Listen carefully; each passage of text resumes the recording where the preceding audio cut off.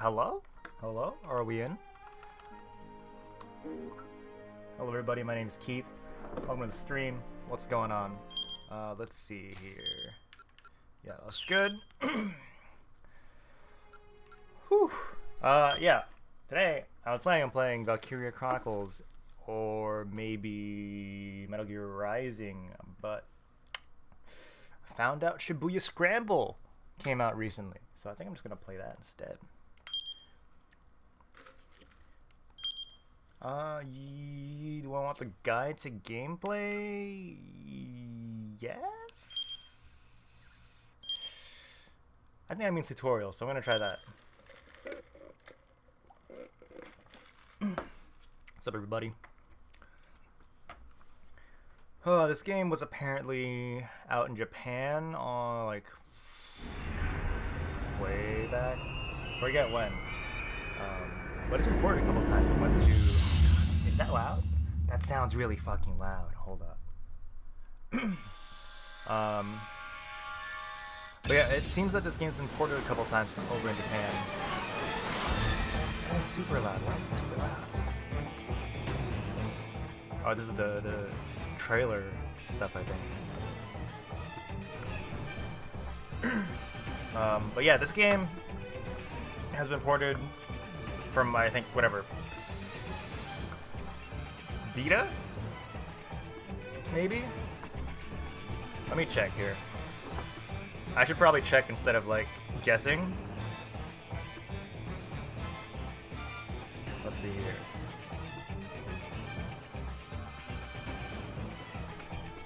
Oh, this is the opening credits. This is fine. Let's see. It was on Wii in 2008 and went to PS3 and PSP in 2009. And then 2011, it got ported to iOS and Android, and now we're getting it on PS4 and PC, which is what I'm playing it on here. That light is super bright. I don't know if I want that. Is that a problem? I don't know if that's a problem or not.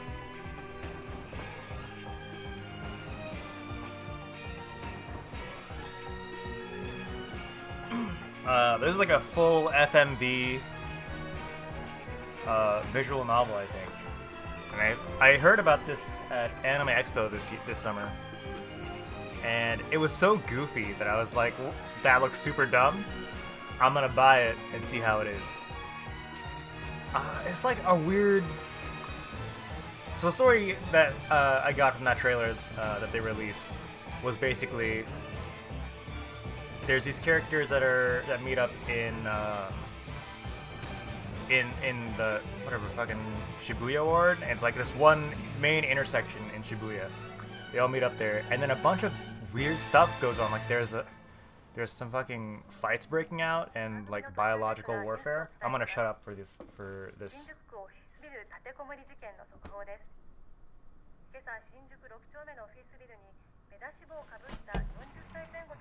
Oh shit.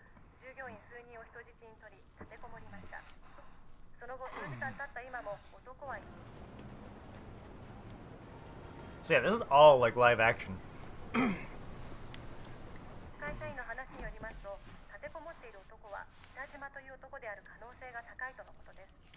I've been deceived.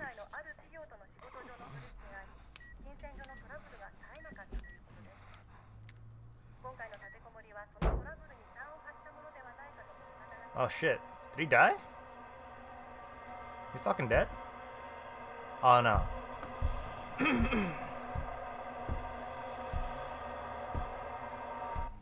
Send the text. Is that the theme song? Oh, he got fucking... He's shot. Oh! Oh, it's a bomb. That was a bomb. Okay. So yeah, this is like super goofy, but also like has a little bit of dark stuff going on. I don't know how I feel about this game so far. But apparently the game takes place in like hour-long segments. And there's like 50 different endings that you can get, and I'm pretty sure a lot of them are bad endings. Which means I might have to play through this more than once. Okay. Oh, that's right. We have different characters that we can play. Follow stories of multiple protagonists. Okay. Decisions impact their experiences as I read their story. What does the day hold in store? Their fate is in my hands. Hopefully you can see them all through to the end. To start, you have two characters, Shinya Kano and Achi Kendo. Let's begin by checking out Kano's story. Alright, let's go. So this is like the Detroit, or this is like every David Cage game, but better because it's in Japanese and like totally not trying to be serious at all. Just 2 more minutes to go. Shinya Kano noted time again on his watch, scowling at the slow creep of the second hand. Time was 9:58 a.m. Furrows of consternation creased his forehead. He wasn't nervous, but he knew better than to expect everything to go smoothly. Keeping a level head was proving rather difficult. There was no room for failure. Lives were on the line. Here. He eyed his surroundings. This guy sounds super sketch. Was the perp really going to show up? Oh, he's a cop. When? Where would he be coming from? How would he make his approach? Was the perp really going to show up? Oh, I can reread. Oh. Corner, press A while doing this. Blah, blah, blah. Okay. Okay.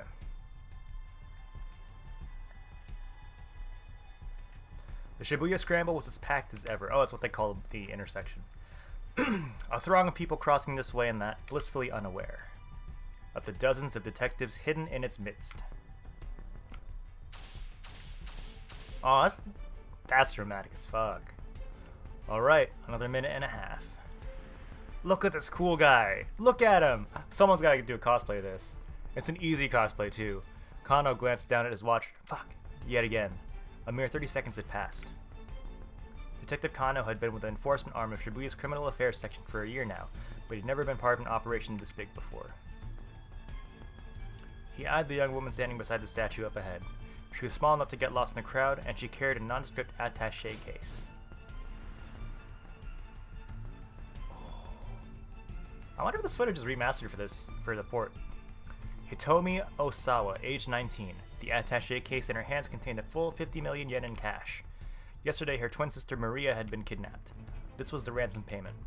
The culprit had called Hitomi last night, at home, referring to her by name and telling her to wait by the statue of Hachiko in Shibuya. So it was almost time, but nothing. Kano was staring fixedly at the second hand on his watch when a homeless man sitting on the sidewalk murmured just loud enough for him to hear. Come on, Kano, quit looking at your watch so much. What if the kidnapper sees you? Kano tried to look nonchalant as he lifted his eyes, but the scruffy character continued. You're too nervous. Just relax already. You're the one acting suspicious, Sasayama.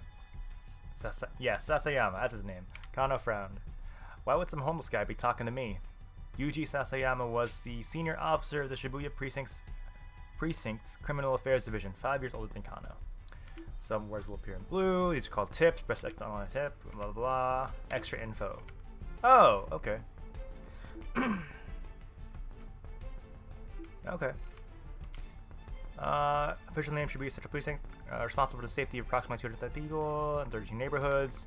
Blah, blah, blah. Oh, I just... okay. You always went a little overboard with the disguises. He claimed it was all part of the job, but word around the station was that he just liked playing dress-up. Hey, pal, spare some change? Sasayama lurched to his feet and shuffled in close to Kano. Hey, knock that off. Fittingly for the part, Sasayama reeked pretty badly. Well, ain't so suspicious now, huh? He clung to Kano with mock camaraderie, despite the younger man's attempts to pull him away. Come on, Sasayama, cut it out. Sasayama's blithe confidence rattled Kano's nerves. Of course, there was a good reason for that confidence. This was Kano and Sasayama's jurisdiction, but they were positioned a good distance from where the handoff was to take place. Blah, blah, blah. Blah, blah, blah, blah, blah, blah. Okay. The statue of Hachiko was surrounded by elite investigators from one of HQ's special investigation teams. Blah, blah, blah, blah, blah, blah, blah. Yeah. Got it. Statue of Hachiko is a bronze statue of a dog. In 1934, dog was famous for loyalty, waiting for his absent master. well known as a meetup spot. Other popular spots are the Tokyo 5000 series, or the Green Frog, and the Moyai statue by the west entrance. I got it. And HQ is the police department, blah blah blah. Kano and his partner were just there to provide backup if the kidnapper attempted to flee. Look, just try to relax, we'll be fine. Sasayama gave him a wink. A moment later, the radio squawked in Kano's ear. Alright everyone, it's time. Keep your eyes open. Dude, this is so dramatic. What the hell? Voice coming into the earpiece was Koji Kuze, HQ's operation director. And they're responsible for directing the investigation in the event of a serious crime if a task force is set up. He's the one that assumes command. TV dramas and other fictional accounts often require some or feature some young prodigy, but all these usually go to old dudes. Until last year, he'd been the Shibuya precinct's head detective and Kano's supervisor. We don't know when the perp is going to make contact. Don't let your guard down. Kuze's low, gravelly voice echoed in Kano's ear. Oh, dude, look at this creepy guy. Look at him. Look at it. Look at his face. He's like, wait. Oh man, dude, he's so close, and he looks so young but so old at the same time. All right, you don't look too worried, Kuze. You don't sound too worried, Kuze. Kano winced at Sasayama's words. How could the man be so nonchalant? The opponent time had come and gone. Something should be happening. Whap! Kano smacked himself in the thigh to release a little tension. Oh, sorry. Kano smacked himself in the thigh to release a little tension. The sound was louder than he'd intended. Though the suit hit his muscular physique, it did little to dampen the noise. He needed to stay focused. He might be called to action at any moment. The department handled abduction cases according to a certain standard investigation procedure. Was it an attempt to extort money, or was the motive something personal? The answer to that question determined how they deal with a criminal. Based on the investigation team's initial findings this time around, they probably weren't dealing with a professional kidnapper. Still, in all likelihood, it was someone with quite a long rap sheet. Probably someone who knew the family, but so far they had few leads on who might bear such a grudge. With the situation so unclear, the plan was to apprehend whoever came to make the handoff on site. If the culprit ran with the money, there would be no guarantee of the hostage's well-being. Oh, it's saved. Still nothing, Sasayama muttered. There he is, he's here! Oh my god, so cheesy, I love it. Kuze broke in, his voice spiking into an excited chirp. Oh, it's his vocal quirk, okay. Whenever he gets flustered, excited, or panicked, he slips into a childish register prone to babbling and pitching his voice. Ugh. Subject is a young man. It's a young male in his 20s wearing a bandana and an orange hoodie. Kuze, normally calm and stoic, was now squawking like an excited child. That only happened when he got particularly worked up. Kano and Sasayama steeled themselves. Oh, dude, how can he be less? Look at him. How can you be less conspicuous? Holy shit. Dude, I want to dress like this guy. I can see the subject now. A 20-something male nonchalantly approached Hitomi to talk to her. Alright people, be ready to grab this guy. Kuze was stationed at the mobile command center not far from the intersection, keeping tabs on the situation via video surveillance from the camera team. The young man started speaking enthusiastically to Hitomi. The detectives watched, uncertain. Was this really the kidnapper?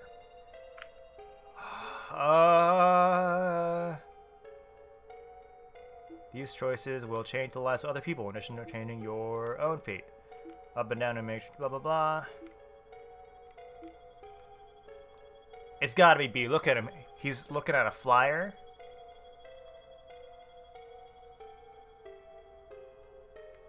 Let's take a better look at things.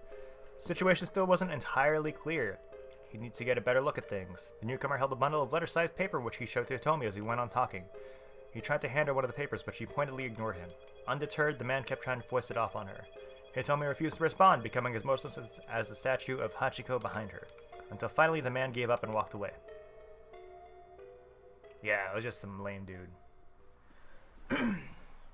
Guess it wasn't him. Kano felt the tension of the moment linger in his spine. Guy must have been hitting on her. Yeah, we know what this means. I mean, she is pretty cute and all. You got a point, though of course.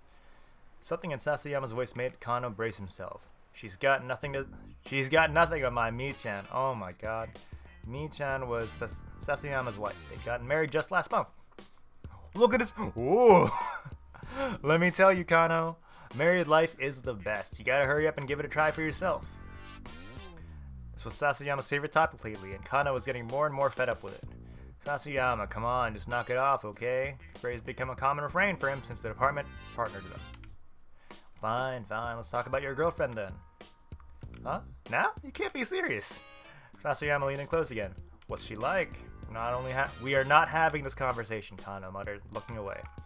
Aw, come on. Sasayama set his hand on Kano's chest, still playing the homeless troublemaker. Show me your phone. Let me see your lock screen. Huh? Sasayama pawed for the phone. You gotta pick your girl on your lock screen, yeah? I do not. But he did. It was scary how on the mark Sasayama's instincts were. Hey, cut it out. We're in the middle of an investigation. I am investigating, Sasayama chuckled as he plucked the phone from Kano's pocket. God damn it.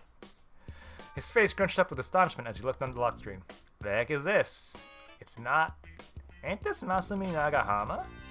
National star, tends to play heroine on morning soap operas or national story dramas.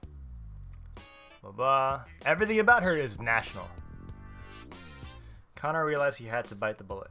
No, that's my girlfriend. Her name's Rumi, and she's... Sasayama cut him off. You're telling me this isn't Masumi Nagahama, the famous actress, because this right here is Masumi Nagahama. Like I said, you sly old dog, trying to make it like you were dating Masumi Nagahama.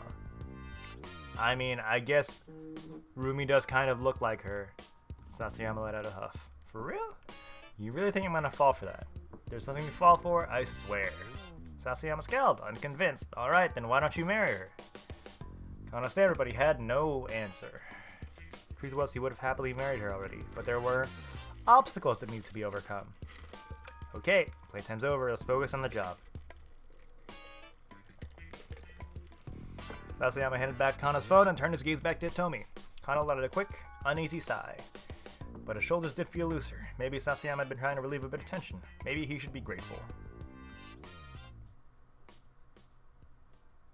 By now, several minutes had passed since the guy with the papers had gone away. He peered at Hitomi. The strain in her face was visible. In addition to the weight of the attaché case itself, the 5,000, 10,000 yen bills it had weighed close to 6 kilos. Her slender arms must have been getting tired. Still, she refused to set the case down. She wasn't taking any chances with her sister's life. The kidnapping case had begun the day before at around 7 p.m. This is MPD Dispatch. The Shibuya precinct has reported a missing person, believed to be an abduction. Blah, blah, blah. Yeah, we know what that is. Subject is Maria Osawa, a 19-year-old student at Midoriyama Academy, last seen at the LL Diner near campus. A man was allegedly seen forcing her into a car nearby. All officers in the vicinity report to the scene at once. Kano and Sasayama had been working a burglary case in Jingumai's 5th district when they got the call. The two arrived at the LL Diner at 7:15 p.m. At roughly the same time, several other officers showed up to secure the area, blocking off entry to nearby roadways and monitoring the surrounding establishments. Inside the restaurant, Kano and Sasayama were met by the girl who reported the kidnapping. It was the victim's twin sister, Hitomi. Could you tell us about when Maria was taken, starting from the very beginning? Kano said, keeping his voice low. My sister and I were supposed to go to a party together today. Hitomi was trembling, her voice hoarse. But I messed up the time. I showed up right at 7, an hour later than I was supposed to. So Maria had gone alone to the party, a mixer for locals and exchange students. Hitomi, arriving late, had showed up just in time to glance out through the restaurant window and see her sister getting shoved into a car. Described the vehicle as a blue station wagon of Japanese make. Why would something like this happen to her? Hitomi held back her tears, but she was shaking all over. Did you get a look at the kidnapper? Yes, it was a man, middle-aged. There was another witness, Leland Palmer. He identified himself as a lecturer at Hitomi and Maria's school. I saw too. It's like Hitomi says. I heard Hitomi cry out, and so I went out to the window to look, and his his Japanese was tall thing as if he hadn't been in the country very long. I think that maybe the kidnapper was working alone. Explained that he'd seen the man shove Maria into the back seat, then clamber into the driver's seat. If he had an accomplice, wouldn't they have been driving? Neither Hitomi nor Leland had gotten a look at the suspect's face. Kano was interviewing others who'd been at the scene, looking for other potential witnesses when his phone rang. It was Yoshio Kajiwara, one of the senior detectives. We've set up a task force for the investigation. Get back to the station once you have a handle on the situation there. Barely half an hour had passed between the kidnapping was reported and the time task force began operation. Blah, blah, blah, blah. Yeah, okay. When Kano and Sasayama got back to the precinct station, Kuze had already arrived from HQ. He informed them that a response team had been formed to investigate the victim's home. Blah, blah, blah. Yeah. Okay, Kano could feel a peculiar tension in the air. Unfamiliar MPD detectives scurried to and fro around the Shibuya offices. He pulled one of them aside to get a quick update. Hour had now passed since the kidnapping. There had been one new development. The perpetrator had made a threatening call to the victim's home. He said the following: tomorrow, 10 a.m. by Hachiko in Shibuya. Have the sister, Hitomi, bring 50 million yen. If not, the girl's life is forfeit.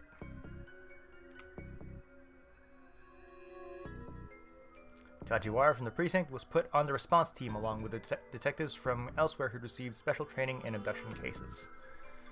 Normally, a local precinct detective wouldn't have gone undercover in a victim's home. Kuze, however, had decided that having a knowledgeable local was crucial and had sent Kajiwara along. Detectives disguised themselves as delivery people and movers to make their way inside without arousing suspicion, arriving there at 8:30. The response team had come prepared to run a trace if the kidnapper contacted the family a second time. Yes, that's what they meant. But there were no further calls.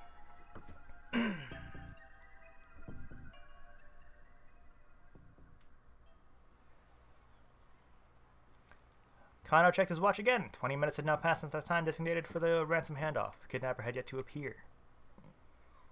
Crap, you think we might have spooked him? Warned aloud. Hey, stay calm, Sasayama scanned the passing throng. He's just playing with us. Why'd this guy even pick this place? Kano voiced a question he'd been asking himself ever since he'd heard the kidnapper's demands. Sasayama shrugged. Figured he must want to blend in with the crowd, nab the money, and disappear before anyone knows he's there. Be my guess. In that case, why not pick Shinjuku or Ginza?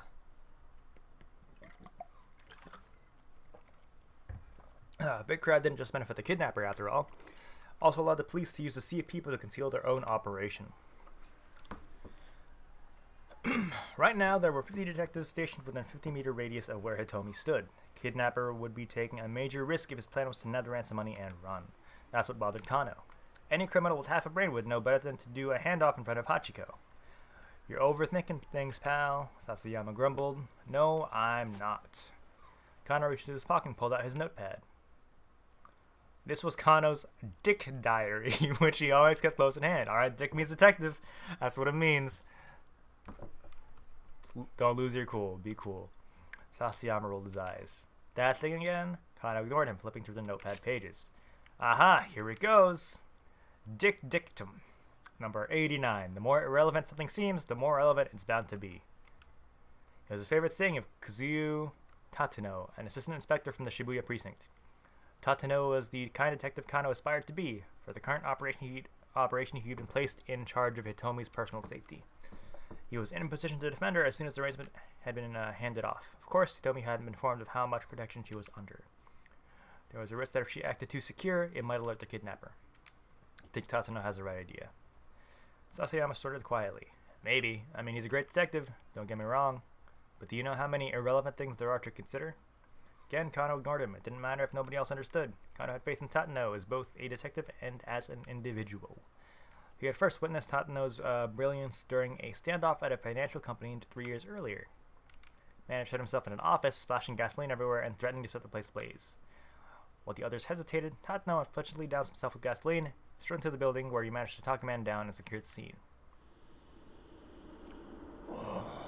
Look at this guy's face. Others had been awestruck by Tateno's actions, and Kano, who at the time had been content to be a run-of-the-mill policeman, had found it quite inspiring.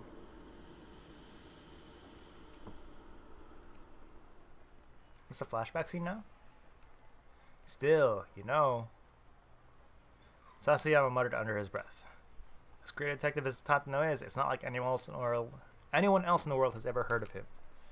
Suppose not, Kano said. So? Only time anyone ever hears a cop's name is if he's caught up in some scandal or killed in the line of duty. I mean, doesn't really seem fair, does it? Kano just shrugged. It was a strange definition of unfair, really. I mean, you've got celebrity chefs and celebrity hairdressers and stuff, so how come no celebrity gumshoes, you know? Look, please, can you just focus on what we're doing here?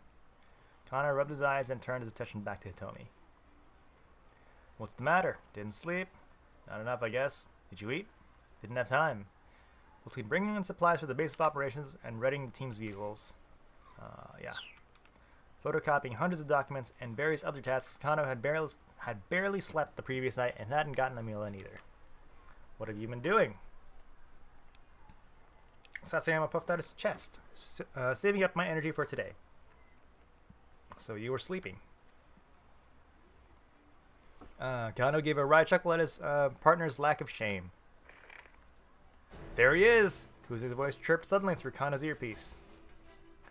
A man in his 20s wearing a sleeveless red jacket, carrying a garbage bag. What the fuck? What is this guy's outfit? The young man had emerged from the crowd about 15 feet from where Hitomi was standing.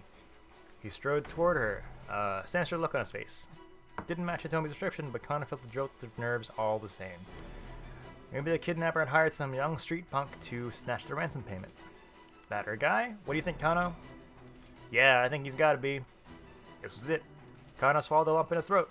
He bent his knees, ready to act fast. Blood rushed to his leg muscles, banishing the stiffness that had begun to take hold. Could this be the culprit? Or perhaps... The young man tried to snatch the briefcase from Hitomi, but she clung to it with desperate strength. It was him! The detectives rushed in. Whoa, hey, what the hell? The young man cried out frantically and tried to dart away, but the officers closed in, forcing him bodily to the ground. Target secured! Oh geez, I think we've got another suspect on the scene. Eek, he's taken the ransom. Oh no. Kuze's hysterics and made Kano spin around. Sure enough, a forward-looking man was sprinting away, attaché case in hand. Mob of detectives scrambled to pursue. Before Kano could react, most of them had run off, leaving him to look after the original suspect.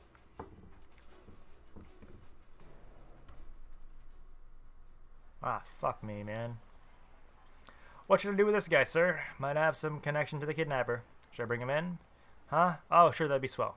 I'm on it. With the help of one of the remaining detectives, Connor brought the suspect back to the Shibuya precinct. Look, how many times do you have to go through this? Cut the crap. And in the interrogation room, the young man, who gave his name as Achi Fendo, steadfastly insisted on his innocence. Why try to steal the case? Connor watched Achi's face intently. Like I said, looked heavy, so I was just trying to help her out. Wasn't inconceivable that a young guy would want to help a pretty girl. But Tony just been standing there, hardly in desperate need of assistance. She hadn't set the case down, so I figured there had to be something important inside. An entry from Connor's dick diary shot through his mind.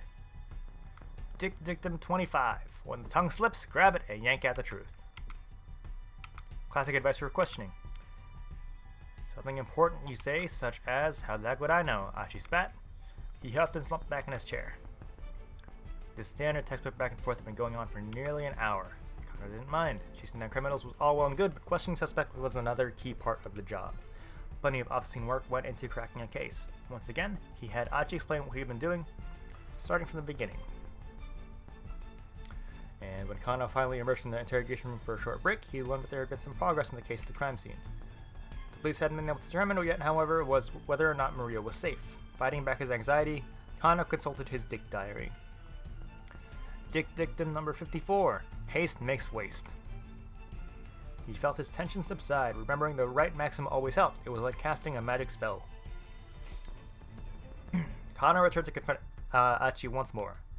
You were there to act as a distraction, to mess up the investigation, weren't you? Huh? Achi looked a bit dumbfounded. What are you on about? Dictum number 55. The truth hungers to be free. Oh my god, there's so many dictums.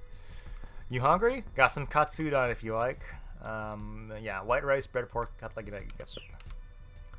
Achi nodded silently. Achi devoured the bowl of katsudon with a gusto. He looked like he hadn't eaten in a while. Alright then, spill it. What's this guy after? Achi just shrugged. I don't know, he murmured. Thick slice of egg laden pork between his teeth. How many accomplices do you have? Kano asked, but Achi just took it as he inhaled his food. Resignedly, Kano flipped through his notebook once more. Let's see, number 115, use the lights to your advantage. What? As the minutes ticked past, he found himself referring to his book again and again, trying a dozen different methods to tease out whatever the suspect might be hiding.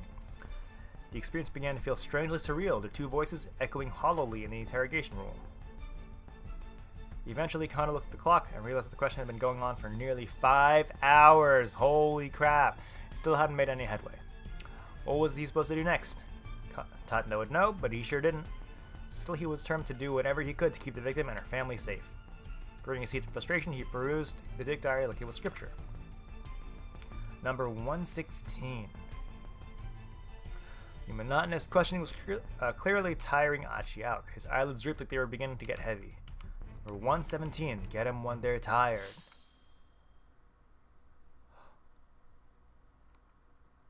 You're part of some criminal gang, huh? Fucking falls asleep? Nice. Nice! Mr. Kuze, I did it. The younger guy we got the hands off site finally confessed to the crime. Oh my god. What are you talking about? We're just about to apprehend the mastermind here. Nice. Nice! Huh? Kano clutched his cell phone, dumbstruck. Listen, why don't you, look, just wait there at HQ, okay? No, it can't be. Oh, fuck me. This is so dumb. This is so fucking dumb.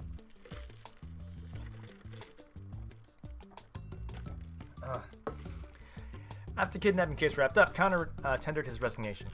Guess I'm not cut out to be a detective, after all, he thought to himself. He dropped the Dick Diary on his desk as he left the Shibuya precinct for the last time. Oh my god. Oh my god. Bad end. Alright. Kano wound up at a bad end, however, does not mean that choice he made for Kano was the wrong one. An impact on Kano's bad end here. You avoid a bad end and make better decisions in another character's story. Blah blah blah. Yeah, okay. Kano had every reason to suspect Achi Endo, but arresting him turned out to be a mistake. If Achi had an approach to tell me, this wouldn't have happened. Yes, okay. Yeah, got it. This is a funky soundtrack, though. Like, real talk. Super funky. Alright. Now select Achi Endo, one of the other protagonists. Yeah. Ugh.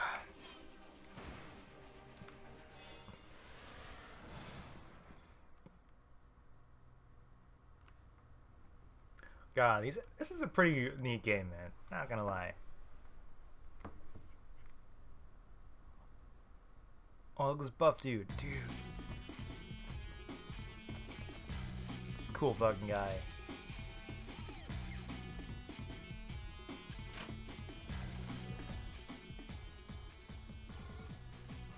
Achi Endo called out at the door to his father's room. Okay, heading out. Sure. His father sounded unconcerned. He didn't even open the door. Fuck. Sure you don't want me to stay here in the shop?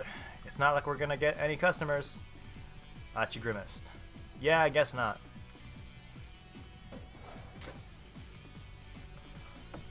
Hold on. The drawer by the front door had a stack of heavy-duty trash bags. Achi pulled a few of them out. Guess it's gonna be that kind of day. He slipped the trash bags into his pocket, then slipped on his favorite pair of sneakers.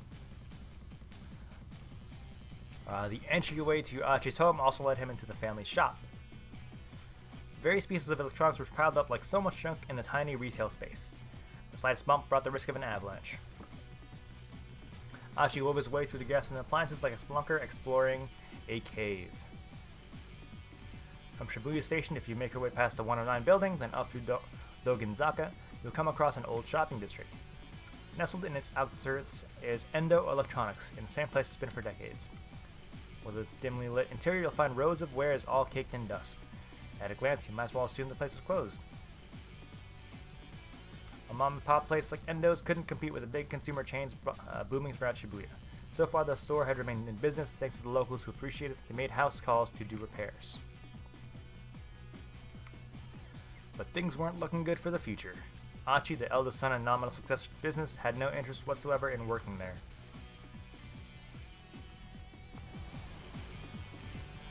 Achi stepped out of the shop and into the sunny morning air. The good weather lifted his spirits. Alrighty, time to do this. Yeah! Yeah! He unfurled one of the big garbage bags, which caught the wind and flooded like a cape. Dude, that's so cool. Then he slowly made his way toward Shibuya Station, scanning his surroundings all the while.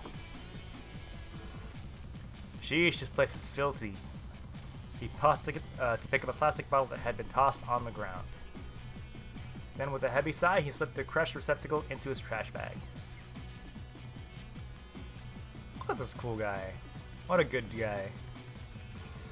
He'd been picking up trash around town like this for about 6 months now. He'd gotten some of the sort of garbage most people would hardly notice set out to have like a sore thumb. Most days he'd fill his trash bag to the top by the time he made it from his house in Dogenzaka to the train station. Today he was halfway to the station when a woman's anxious voice caught his attention. "I'm sorry, I'm in a bit of a hurry here." He looked up and saw a timid-looking woman being confronted by 2 men, one with brown hair and one with black. From the look of them, he guessed that they were scouts for the hostess club. He ran into this sort of thing pretty frequently on his trash cleaning walks around town.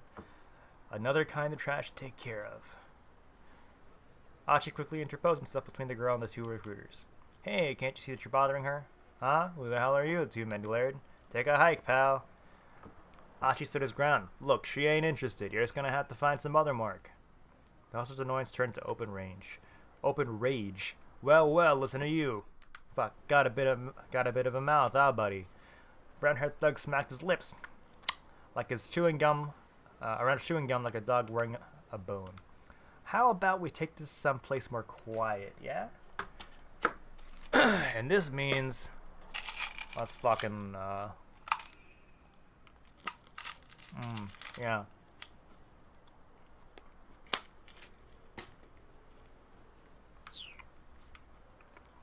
Girl stood by, uneasily watching the goings-on. "Hey, take it easy. I'm not looking for trouble. Not supposed to be an apology. On your knees and beg, pal." The man spat his gum on the ground. Achi looked down at the glistening wad of gum on the sidewalk. His last shred of goodwill vanished. "You better pick that up. Right now." "What? Didn't you hear me? Because I told you to get down on your knees and Nice. Punch him in the jaw. Whoa, easy, pal. Other man's bravado drained from his face. Achi tightened his grip on the brown-haired hustler's jaw. Sweat dripped from the man's reddening brow. The man struggled, but Achi just tightened his grip. Gum's a real pain in the ass to clean up after it's gotten sick to the street, you know? Ever stop to consider that? Wait, are you? The other hustler's panicked eyes had fixed on Achi's chest. Ah, crap. That shirt, man. The guy's supposed to be starting to break. That's Mean Clean! Mean Clean! Guy with a Mean Clean shirt carrying around a trash bag? That means you're... His face went pale. Huh? Mean Clean? Other man echoed the word through his held shut jaw, tears welling up in his eyes. Get it right, pal. Achi clenched the man's jaw harder still. It's Mean Clean. Ow! We're sorry, man. You're Achi, right? Dude, we honestly had no idea. Come on, man, you gotta cut us some slack. Mean Clean. The man scrambled to snatch the wad of gum on the street, stuffing it into his pants pocket. Finally, Achi let go of his companion. Brown-haired hustler's face was twisted up with fear. Tears streamed down his cheeks. Gasping out hasty apologies, the 2 thugs scampered off. Holy shit. Fucking Mean Clean. Hey, so... A shy smile came to the girl's face. And this girl is Ryoko Kakinuma. Second year at the same school as Maria and Hitomi. Blah blah blah. Nice. Thank you for saving me. No, I apologize. Huh? The girl stared at him in surprise. You'll run into creatures like that now and again, but they'll hold it against us. Shibuya's a good town. Yeah, okay. Achi gave her a quick wave, then turned and continued on his way down Dogenzaka. Oh, this cool fucking guy. Cosmo Kiryu's got nothing on him. Achi was Shibuya born and raised. He was keenly aware of all the changes that the warlord had seen since he was a kid. Grocery stalls and inconspicuous little side streets, tiny parks nestled between buildings. Achi knew it all like the back of his hand. Trash, human or otherwise, had no place in this town. Not in his watch. Achi made his way down toward Shibuya Station. Throngs of people shuffled to and fro across the Scramble. The view shifted constantly from one moment to the next, almost as if the city itself were alive. And if the city was a living thing, then Shibuya Station was its heart, with streets like Bunka Muradori and Center Gai serving as the arteries pumping a bloodstream made of people. Today, as ever, the heart was pumping that blood to every nook and cranny of Shibuya. And there was Achi, just another part of this great urban organism. Guess I'm one of the city's white blood cells. Or wait, maybe I'm a red blood cell? Hold on, is that right? Or did I have it right the first time? White blood cells eliminate pathogens from the bloodstream, red blood cells carry oxygen throughout the body. He was probably thinking of white blood cells. Alright. Alright. Biology lessons, man. Emerging from his reverie, he noticed a rather conspicuous young woman standing by the statue of Hachiko outside Shibuya Station. Ooh, she's totally my type. I wonder if she's a model or small-time actress or something. To be up someone's alley, to be someone's cup of tea. That's pretty good. That's pretty good. Looks like she's waiting for someone. Probably another guy. Dang. Good looking as she was, there was no way she wasn't already taken. What kind of guy scored a girl like that? Probably the rich-ass CEO of an IT company or something. Crouching down to tie off the trash bag, he continued gazing wistfully at the girl. Then he noticed something peculiar. She was carrying an attaché case, the kind a businessman might use. It was a large case and apparently so heavy that she was struggling to hold it despite using both hands.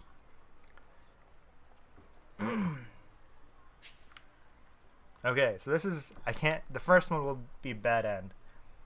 B will progress the story. Yeah. Gotta do this one. But first, I gotta dump this trash. He looked around to see if there was a garbage bin nearby.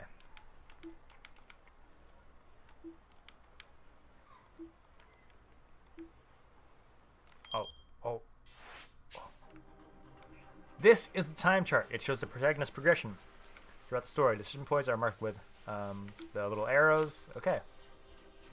And so Kano's fate has changed based on Achi's actions. Select Kano's 1030 block, then press A. This one? This one.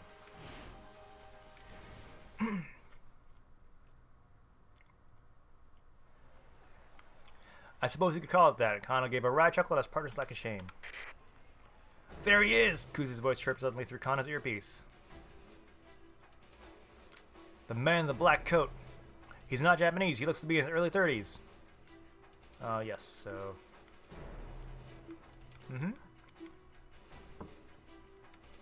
Foreign man had emerged from the crowd about 15 feet away from where Hitomi was standing. He made his way toward her, his expression blank. It didn't match the description Hitomi had given them, but Kano felt the jolt of nerves all the same. Maybe the kidnapper seems accomplished to snatch the ransom payment. Alright, Sasayama raised an eyebrow. This may be our guy. This was it. Kano swallowed the lump in his throat. He bent his knees, ready for action. Blood rushed his leg muscles, banishing the stiffness that had begun to take hold. I keep, like, stumbling over my words and biting my tongue. Was this the culprit, or perhaps the stranger took hold of the attaché case? It was him! En masse, the detectives began to close in. Let's go, Kano! On it! Sasayama and Kano leapt into action. But they never expected what happened next. With the case clutched in both arms, the man veered suddenly, running straight toward them. Keep out! What? What? Kano's story suddenly hit a keep out. A keep out refers to a point in the story where your progress is currently stopped. In order to advance keep out, you need to jump from another protagonist story. At 10:30, Achi has the text. Oh.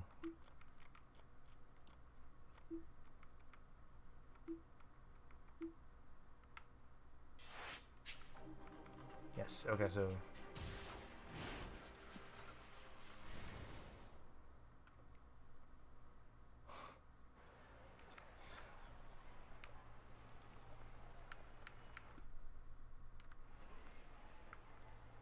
past this one. Caught up with trash, looked around to see if there was a garbage nearby. Huh? Man come up beside the girl. He was dressed in black and he wasn't Japanese. It looked like they were having a conversation. Hey, you wanna... Oh man, this is not okay. The girl nodded tensely at something the man said. Achi stared. Something tells me that's not her boyfriend. The girl handed the attaché case over to the man. He recalled it with his right hand and began walking briskly away. Whoa! A nearby homeless man suddenly leapt over Achi and broke into a run as if he'd been waiting for this very moment. That's him. Running alongside him was a young man in a suit.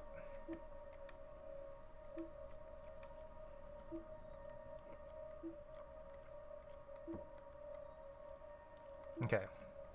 Got it. Blah, blah, blah. So now we go to this one. And we jump over to Kano. By performing a jump from the screen, you can advance another protagonist story past a keep out. Press A to confirm and jump over to Kano's story. Yep. Jump! There we go. Let's go, Kano! On it! Sasayama Kano leapt into action. You did it! Jump successful! In 428, you will often need to jump to get past other characters' keep out. Jump from red keyboards to clear a keep out. Keep this in mind as you advance through the story. Okay, there won't be any more tutorial messages for a while. If you get stuck somewhere, try changing protagonists or making different decisions to advance.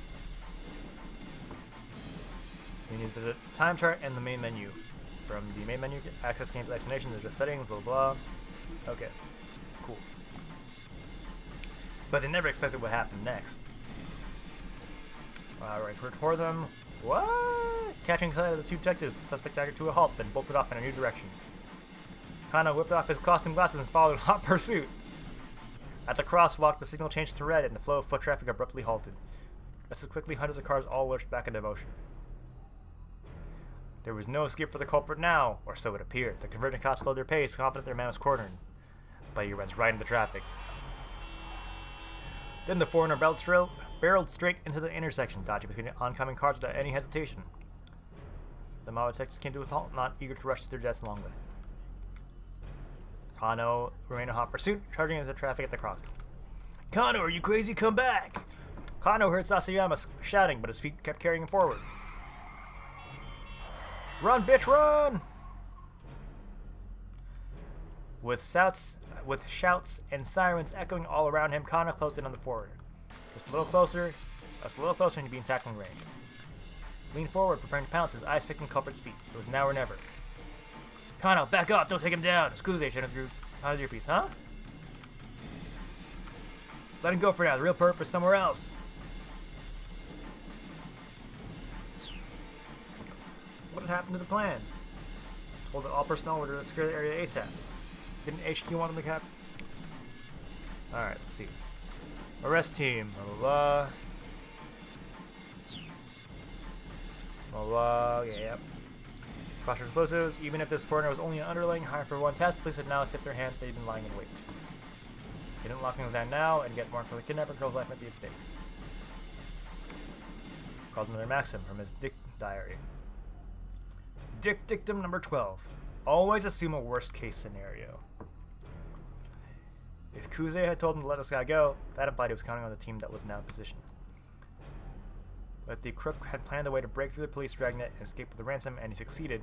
What was the right call here? Should he take this guy down and back off after all? We gotta take him down now. Letting the perp escape now is too big of a risk. You gotta catch this guy ASAP. Man darted the narrow alleyway. Kano ran faster. The man sprinted through the side streets. Evidently he knew his way around Shibuya pretty well. Eep, someone's taken Hitomi. Subject is male, appears to be carrying a gun. He's fleeing in the direction of Meiji Dori. What? Kano could hardly believe it. Hitomi had been kidnapped? Had she been abducted by whoever had taken Maria? But why? Someone must have been waiting for the moment when the police took their eyes off her. Something's very wrong here. What in the world is going on? Kano saw that the road forked up ahead. No, the attaché case ran to the left. The man who had taken Hitomi was heading toward Meiji Dori. There was a good chance he'd gone down one of the alleyways off to the right. Making a snap judgment, Kano told the detective behind him to follow the case snatcher, then turned and headed down the nearest alley. After jogging through the side streets, he spotted a different man, another foreigner, crossing an intersection a few dozen meters ahead. The man was dressed in black, just like the guy who grabbed their ransom money. Who's his right? The kidnapper wasn't acting alone. But wait, something was amiss. Hitomi isn't with him. Where was she? Kano skated around the corner, then stopped short. The man in black was standing there, pointing a gun right at him. Before Kano could react, the man fired. Oh! Felt hot all over, as if he were on fire. All except for his cheek, pressed against the asphalt in the palms of his hands. They felt so cold. There was nothing he could do. Nothing, that is, except lie there and watch as his killer turned and walked away. Bad end. Shot by a foreigner. Man, that's pretty good. That's pretty bad.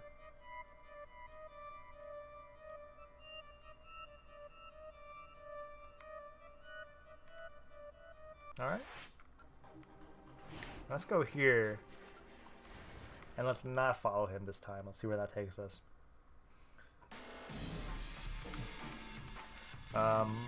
Let's... AT. Kuzu's instructions have been clear. Let the other officers chase after the guy. Kano had his own job to do. He broke off his pursuit, pointing the next wave of detectives in the direction of the foreigner had fled. Kano had almost gotten close enough to get a look at the guy's face, but if Kuze had ordered him to let the guy go, well, his boss should know what he was doing. The perp was someone else's problem now. He just ceased his pursuit when Kuze's pent voice sounded shrill in his ear. Beep, someone's taking a Hitomi. Okay, this doesn't change anything. Ah.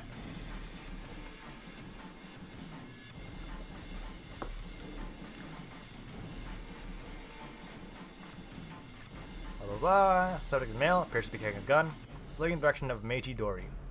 What? Kano could hardly believe it. Hitomi had been kidnapped. Had she been abducted by whoever had taken Maria? Why? Someone must have been waiting for the motion. Blah blah blah blah blah blah. I think if he was heading toward Meiji Dori, there was a good chance he'd gone down one of the alleyways nearby. Yeah, this is a cheating thing. Hi, Toria. After darting through the side streets, he spotted a different man. Blah blah blah. Yeah, I'm still getting shot here.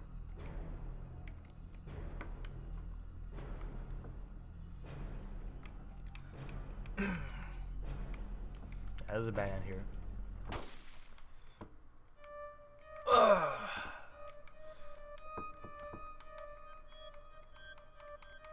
There was nothing he could do, nothing that is, except lie there and watch as his killer turned and walked away.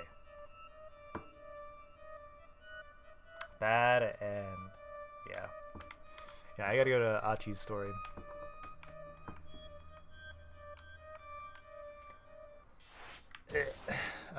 Here. Approach the girl? No. Oh shoot, I should have started somewhere else. Fuck.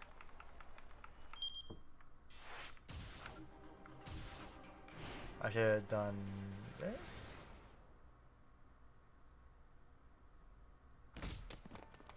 Whoa! A nearby homeless man leapt over him. Blah blah blah. We were here already, and we. Yeah. First one, then another, a third, a fourth, a fifth, over a dozen now. What the heck? Clearly something big was going down. Were they after the attaché case? Within moments, Achi lost sight of them all through the crowd. With that many people chasing him, the guy with the case was sure to get caught. Wait, what about that girl? Achi turned back around. The girl was still there. She was staring at the direction the man who'd taken the case had gone, a worried expression on her face.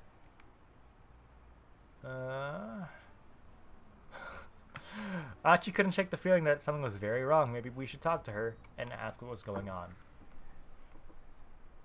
If you're in the chat, say hi. Otherwise, I'm just going to keep reading this game, and it's going to be super boring for everyone involved.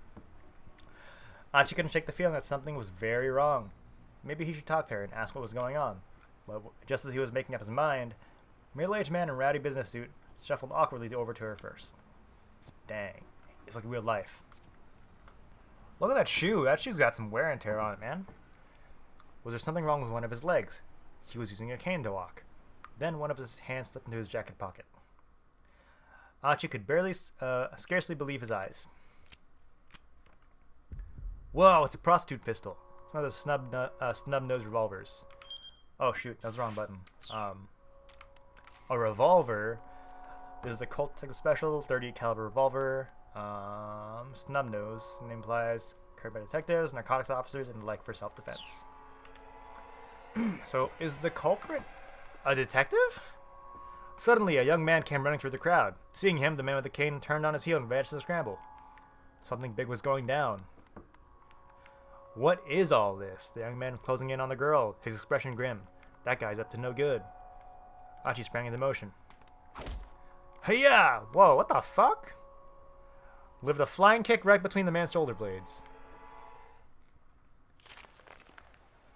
The guy went down but recovered surprisingly fast, spinning back to his feet to grapple with Achi. What the hell is your problem? What the hell is your problem, man? Achi snapped. The two stood staring each other down as the crowd swirled around them. Let go of me. You let go of me first. After you let go of me. Sure. You first, pal. Don't you call me pal, man. Don't you call me man, pal. Oh, fuck me. Neither man was willing to yield. The crowd had parted to avoid the scuffle. Passerby were staring from all sides. Well, crap. Achi got a sudden sinking feeling. What the hell am I even doing? Jumped it over my head, as usual. His anger melted away, losing his grip. Without further argument, the other man let go of Achi's jacket. Turning away quickly, the stranger hurried over to the statue of Hachiko, where he dropped to his knees, dejected. The girl who had been standing there was nowhere to be seen. Maybe this was the guy she'd been waiting on. The guy was clearly upset that she was missing. Achi actually kind of felt bad for him. He decided it would be best to leave while the guy's statue was elsewhere. Phew! He hurried back along the road to his house. The wind had gone out of his sails, and he didn't feel much like cleaning up trash anymore. Ah, well, guess I'll read some manga and go to bed. Better play it safe before the day got any worse. Bad end? Bad end?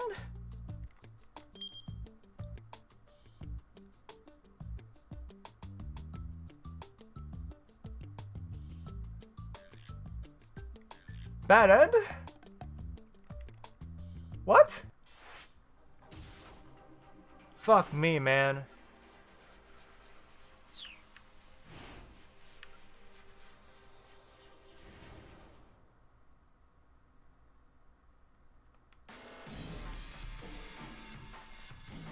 Oh, wait.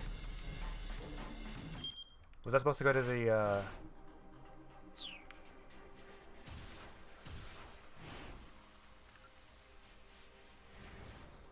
Was it supposed to be this one, or was it supposed to go to the other one?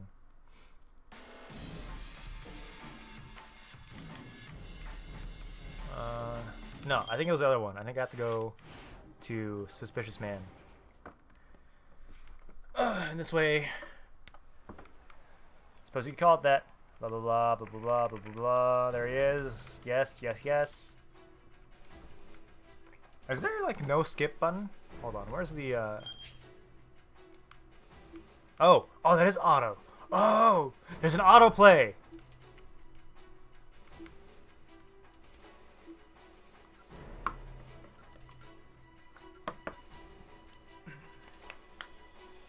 Oh, hold up. I gotta go for a bathroom break. So, I'm gonna take a short pause here. Let me put this up.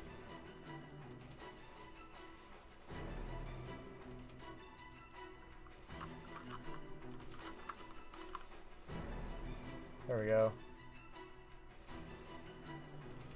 Alright, be back in a few.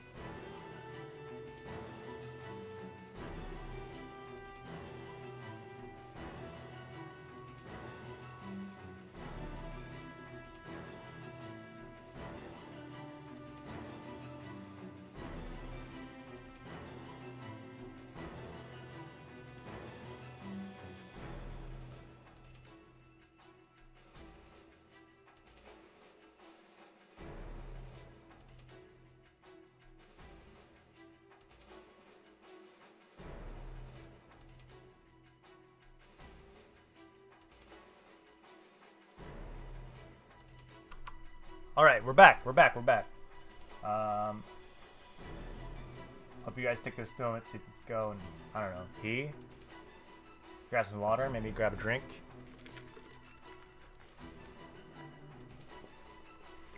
Ugh. Good stuff.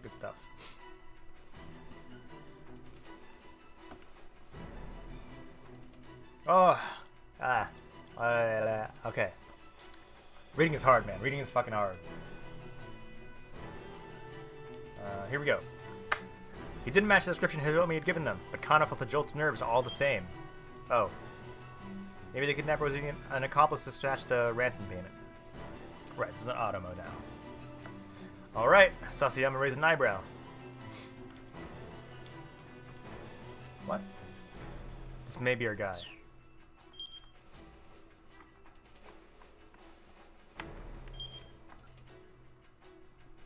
This was it. Kano swallowed the lump in his throat. He bent his knees, ready for action. Blood rushed his leg muscles, bandaging the snippets that had begun to take hold.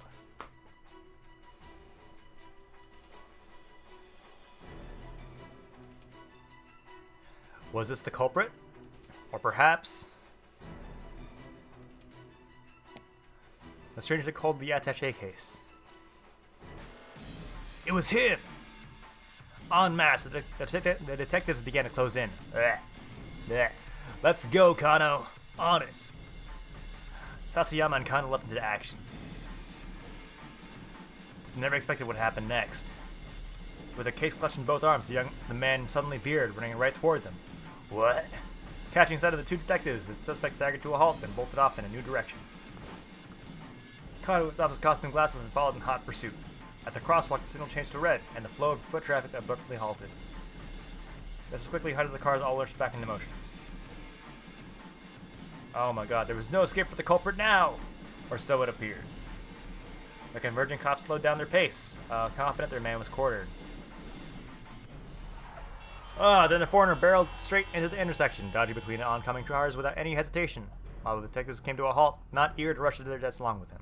Kano, however, remained in hot pursuit. Oh my god, that's so fast! Kano, are you crazy? Come back! Holy shit. I can't read that fast without tripping over myself. Kano heard Sayama shouting, but his feet kept carrying him forward. Oh my god. Wait, am I going back to a bad end? I think I am going back to a bad end. Fuck. Yeah, whatever. Little closer. I think I'm going to a bad end. This is not okay. I don't need this. No. I'm at a bad end, I'm pretty sure.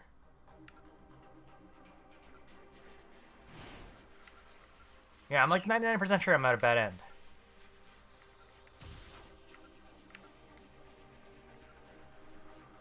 Okay, let's keep going. Now or never.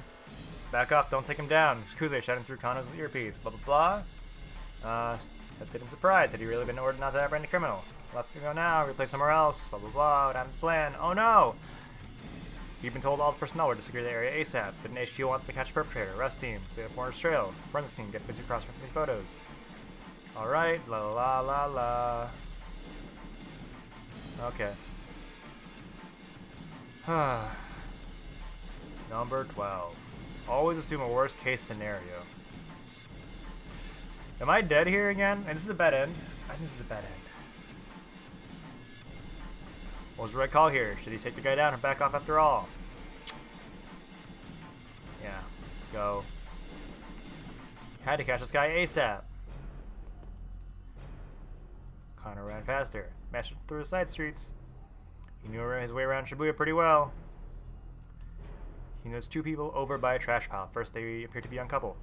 Then, looking more closely, he realized that girl was Hitomi. Mr. Kuze have located Hitomi Osawa. Couple took off running. The rough-looking guy dragging Hitomi by the hand. She's with a man in his 20s. It sounds like she's being led away against her will. Clarify, please. What's going on? I'm not sure. Was this guy a member of some criminal group? Looked like the two were running away from something. Alright, we'll handle the foreigner. You go after Hitomi. Got it. Kano sprung into action. Stop right there! The young man glanced back at Kano. But rather than stopping, he picked up speed, continuing to drag Hitomi along with him. She didn't seem quite able to pick up. Kano knew he could catch them. You try to close the distance in a sprint. Let's go. After a short distance, the young man stopped, realizing he couldn't outrun his pursuer. I did it. I did it. I did it. Shielding Hitomi behind him, he glowered at Kano. Why did you run off? Kano demanded. Because you were chasing us. A blatant lie. People didn't just bolt like that without good reason. The young tough started edging away, keeping Hitomi behind him. Kano followed. Look, just let the girl go. The guy glanced back at Hitomi. She shook her head, fearfully. Maybe this troublemaker had warned her to keep her mouth shut. You've got this, Kano. Just don't let them out of your sight. Gah! A sudden blow to the top of his head left him staggering. What? What? His eyes spun as he reared with vertigo. There was a flapping sound and a vague black shape wheeled above him. Was that a crow?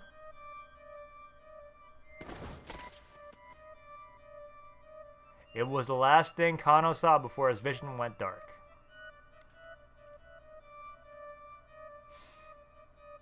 Bad. What?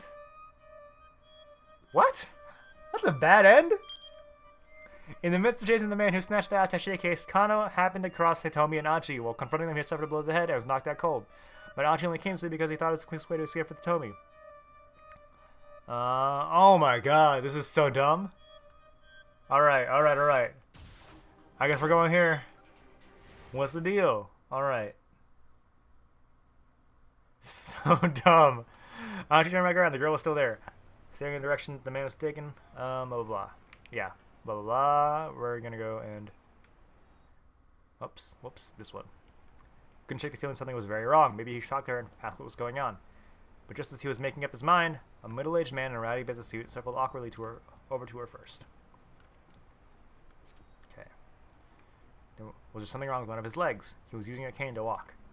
Then one of his hands slipped into his jacket pocket. Achi could scarcely believe his eyes.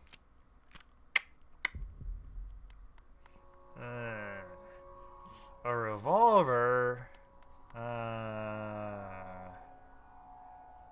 With a single, fluid motion, the man lifted up the gun and pointed it in the girl's direction. He was aiming right for her head. Huh? The girl had noticed the man with the cane now. Seeing the gun pointed right at her, she froze in fear. Yeah, I would too. Achi didn't hesitate. Breaking into a full run, he tackled the gunman with all his might. Caught off guard, the man sprawled to the pavement. The would-be assassin kept hold of his weapon and quickly scrabbled back to his feet.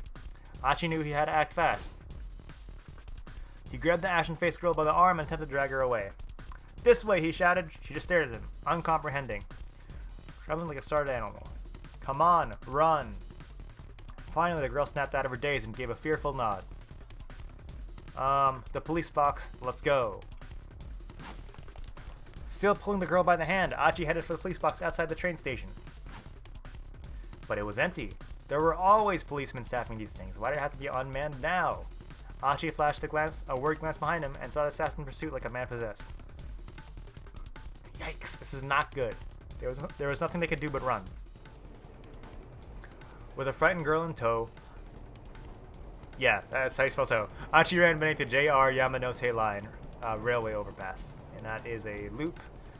Goes around Tokyo. Blah, blah, blah. Yeah. Don't worry, just trust me, he told her. But first... They sped past the convenience store where an employee was cleaning up the sidewalk. Here, take this, will ya? Achi tossed over the bag of trash. Huh? Wait, what? This way. They slipped through the crowd and into a nearby back alley. But this way's a dead end, the girl said breathlessly. Like I said, just trust me. Stopping abruptly, Achi kicked down a wooden plank covering a gap between two buildings, clearing a space that a person could fit through. See if we can get our way through here. In you go. But the girl stood there, looking terrified. What's the matter? Come on, we gotta hurry. But he too was about to pull a gun on her. You could hardly blame her. Okay, there's no time for dawdling. The man with the cane appeared at the end of the alley. They stood there, he was going to catch them. Okay, sweetheart, hear me out, he said in a rush. My name's Achi Endo. I live in the neighborhood and I'm not the kind to stand idly by when a girl's being chased by some killer. So please, just trust me and I'll do my best to keep you safe. He hoped the look in his eyes could administer he was being on the level. He's being 100. After a painfully long moment, the girl nodded her acceptance. Phew. Right, let's start with this. They had paused inside an enormous stack of beverage crates. With a quick shove, Achi knocked the whole pile down, sending kidding across the pursuer's path. Now that was a close call. Why did he just shoot them? He has a gun. My bad, man, Achi called out. Mind cleaning that up for me? The man scaled back at him and fumbled for his gun. Achi flashed him a wave goodbye and slipped away between the buildings with the girl. God, this game is so cheesy and dumb. I love it. I love it so much. The Log Lady. Oh, is that what the LL Cafe is? Or diner? Hurrying down a narrow alley, they emerged onto a side street lined with dive bars and clubs. Assuming the man with the cane hadn't given up, he would probably lie in wait on the path back to the main road. Achi decided their best bet was to try to stay inconspicuous rather than risk getting caught in the move. Guess we can lie low here for a bit, he said. He led the girl to the entrance of a tiny old hostess club. She followed him reluctantly.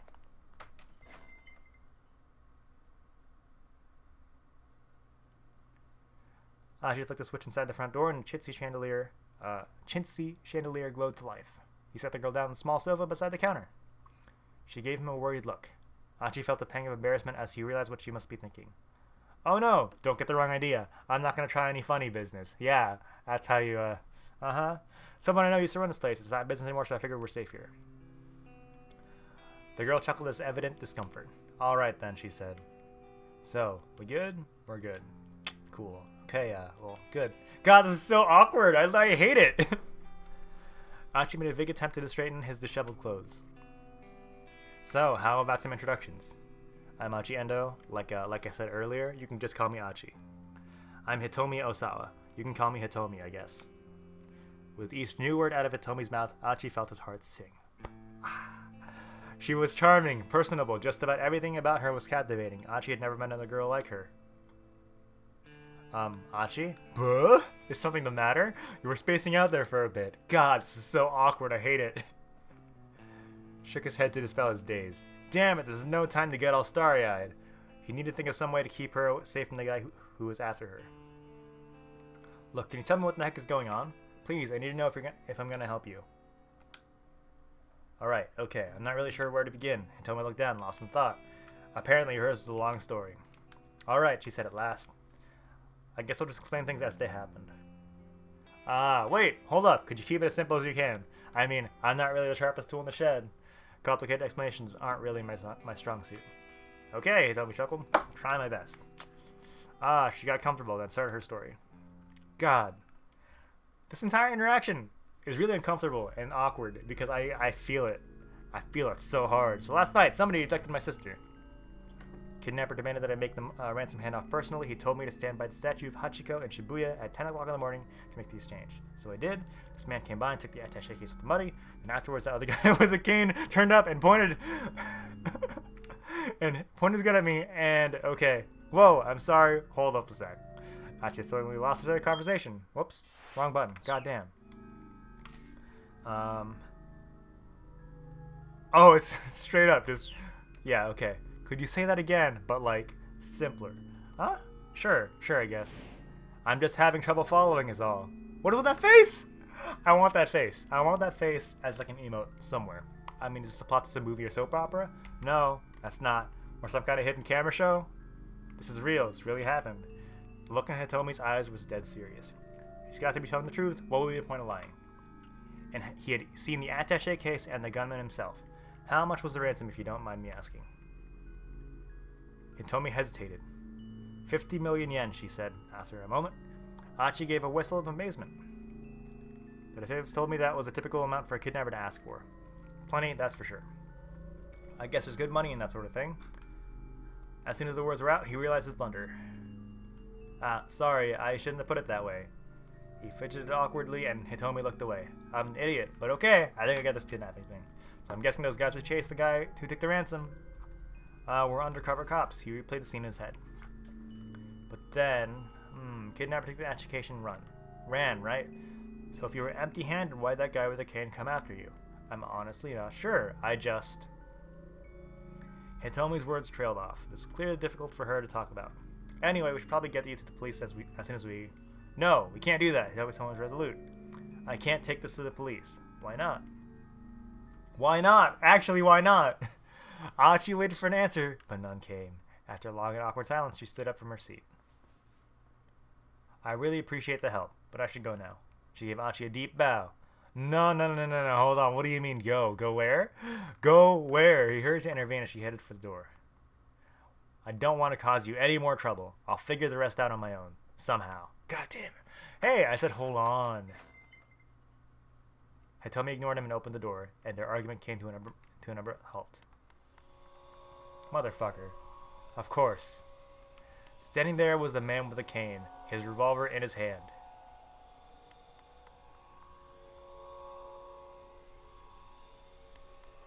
Bang. Fucking dead. Bad end. What? That wasn't a bad end? And that also wasn't... Shinya Kano still has more to do. And it also wasn't a keep out. Okay, so that's the end of the chapter for this one. So Kano is still running.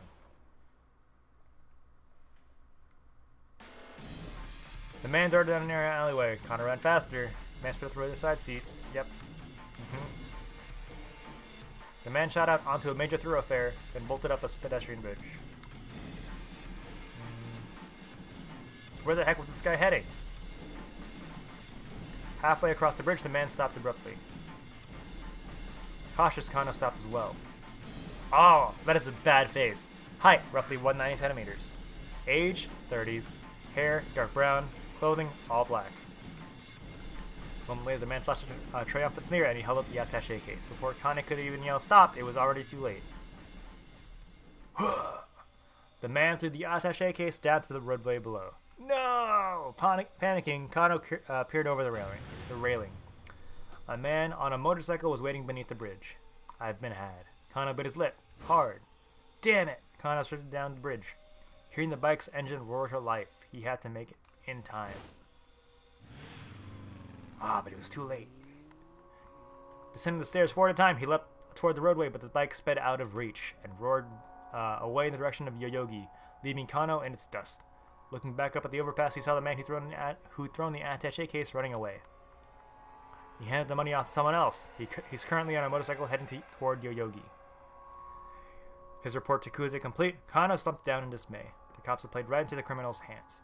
Now the crooks were getting away, and people's lives were in danger.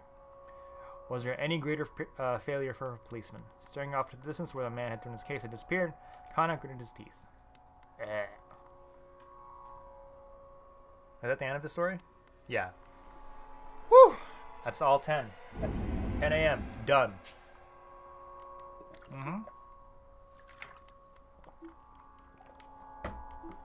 Okay.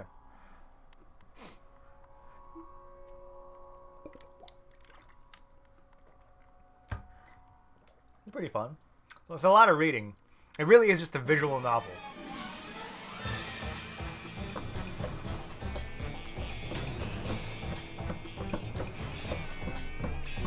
This is a funky song. I like this theme song.